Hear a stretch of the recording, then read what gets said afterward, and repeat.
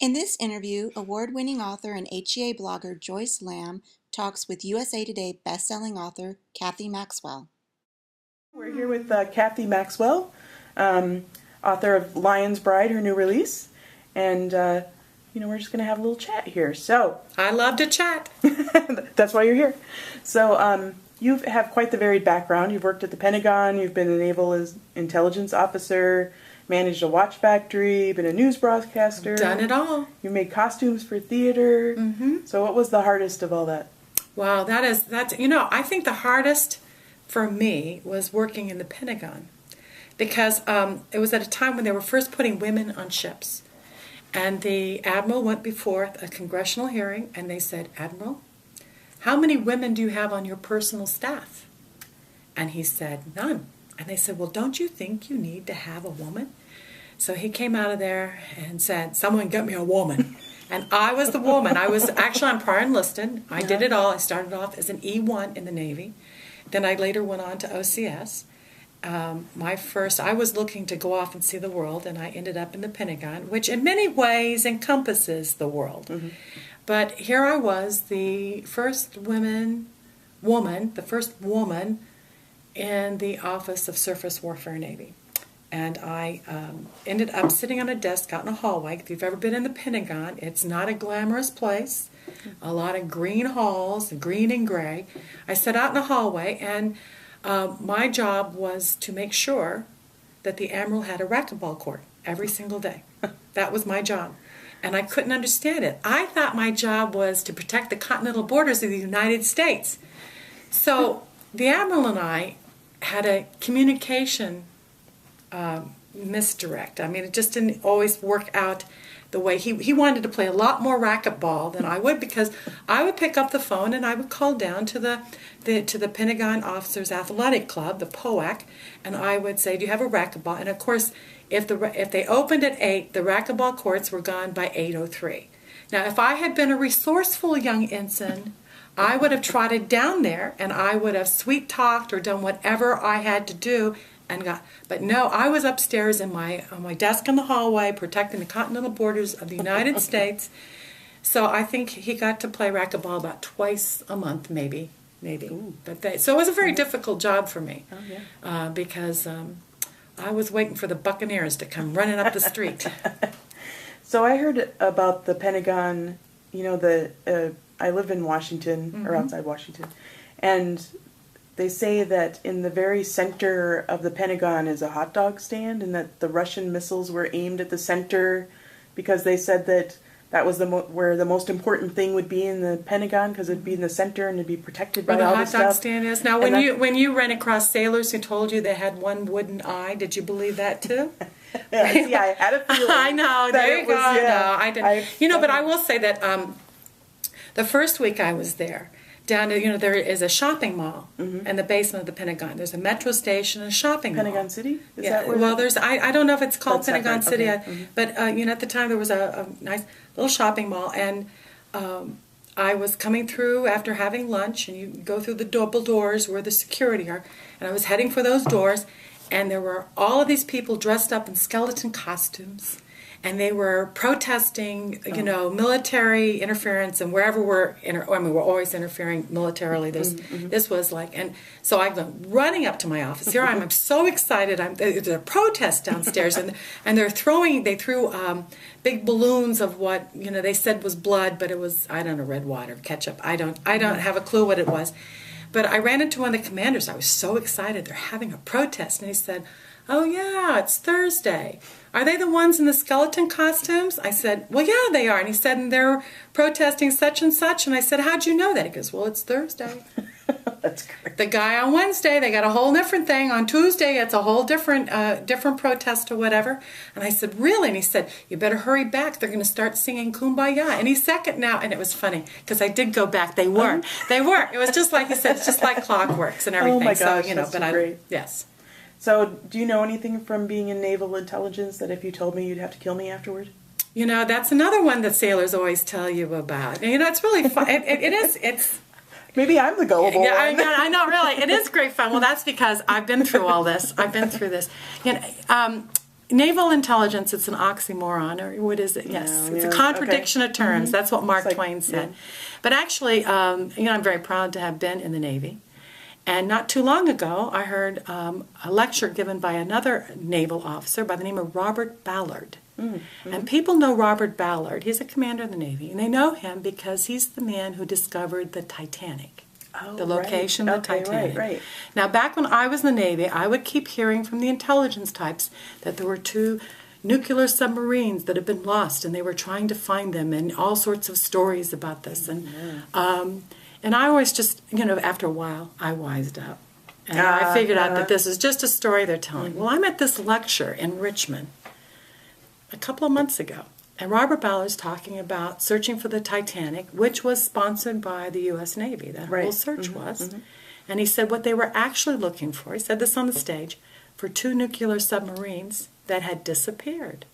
And that what they couldn't announce, we're looking for nuclear submarines, because then the Soviets and everybody else would come looking too. So he said, no, we're going to look for the Titanic. And he said, so we go out to look for nuclear submarines, and we find the Titanic. Amazing. Oh God, the man is an amazing. He's an yeah. amazing storyteller and a great adventurer, great explorer of the ocean depth. But yes. Very cool. And I don't have to kill you after telling you that. Oh, thank God. I know. 'Cause, now if that were my story, I would have to kill you because I'm a suspense writer. So that's true. That's true. Yeah. You're the dangerous one. I'd have to find a weapon. This looks pretty good. I'm the happy one. yeah, you are. Let's not forget that. So speaking of gullible, you readily admit that you're gullible. I am. And you fall for practical jokes. So what's the best or funniest practical joke anyone has done? I don't think any practical joke is funny to the person that it's played upon. But I am always, I worked in an office that they were masters of the practical joke. And so one day they had a manager from another branch coming in. We were a sales office. This is when I was selling electronics, okay? And so this manager came in from another branch. I'd never met him before. I didn't know who he was. But he came in the office and just stormed in the office and pretended to be one of my customers, and that I had this order and it's all messed up, and what did I do? And I stood up and I looked at everybody else. I said, the naval officer and me, let's take charge. Okay, what happened here? This is it. And they are rolling on the floor because they know who he is. Absolutely. So, yes, so that was, I'm pretty good for a practical joke. When I accuse you of the wood eye, yes. I've had guys say, I have a wooden eye. And I've said, that must be uncomfortable. Okay, so your upcoming release on the April 24th is Lion's Bride? Yes, it is. So what's that about? Okay, I'm really excited about this. I think these books are some of the best I've done. It is a trilogy. It takes Advantage of a Curse. There is what we call the Chatton Curse. And Lion's Bride is the first book of the Chatton Curse. And in it, the Chatton Curse is that when a Chatton male falls in love, then he'll die. Which is inconvenient for a romance. I know, it's not a good, yes, exactly. Good, that's a good idea. But the question is, and I find this fascinating, is there such a thing as a curse? Or does your belief in something make it a self-fulfilling prophecy? That's a good question. That comes in there. I mean, how, is it something that exists, or do we just make it happen? Make it happen. And the idea behind voodoo, there are all these stories about voodoo, that just the fact that someone would say, I'm going to give you a voodoo, or put you on voodoo, or whatever it is, or put some turkey feathers in your bag, or whatever. If you believe it, it will happen. So that's something that I'm playing with throughout the whole trilogy, because in a modern age, and this is set in Regency England, but for modern people, do we believe in superstition? Or is there an element of truth in any superstition we have? That's very philosophical. That's what I'm after. I'm after the philosophical. I'm after that. But if you break a mirror, don't you feel a little cringe? 7 years? I'm going to have to put up this broken mirror or whatever else. I have a habit of walking under ladders and then going... I just did it. Or if I see a black cat, do you get out of the way? Well, I have a black cat, which is, crossing my path all the time. All the time, yes. Yeah. especially looking for treats. Yeah, well, that's not a cross. I mean, that's That's true. That's more of them following me around a little shadow. But that's one of the ideas of that I'm playing with in this story, and also so he has set up a in the Lion's Bride, he has hired a matchmaker to help him find a woman that he cannot fall in love with. Oh my gosh, that's a great twist. I love it. Right. That's cool. And so Lion's Bride, that's the first in the trilogy, That's the first right? in the trilogy, yes. Okay, so then what comes after that? And the second one, well, in their generation, this is how the Chattons have finally managed. This curse has been around for almost 200 years. And what they have finally managed to do is find women they can't fall in love with. Is there anything you'd like to add? Oh, okay. Well, again, I'm excited about the trilogy. Also, some new things that are coming up. They're re-releasing one of my books, When Dreams Come True. That's coming out this month. Okay. And then at the end of the month of May, going into June, they're going to release an e-novella. And this is intriguing. It's called For Love and Honor. And three writers, there's myself, there's Candace Terry, and Lynn Hinton. And the only topic we're given is a soldier. So we could just take off and write about a soldier in any way, shape, or form that we wish to do so. So that's going to be coming out, strictly an e-novella coming out from Avon Impulse.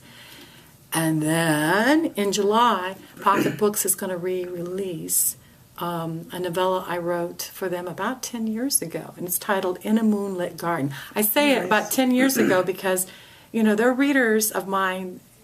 They don't want to get burned by reading something that they've already read. Right. But In a Moonlit Garden. Brand new cover. It's going to be beautiful. Great. Good job. And then on the trilogy, we have The Scottish Witch is coming out in November. Oh, nice. I know. And then in the final book of the trilogy will be out. It's titled The Devil's Heart, and it'll be out in 2013. You have a lot coming up. I do. That's good. Yes. That's great. Well, thanks for sitting down with me. Thank you. Thank you for asking.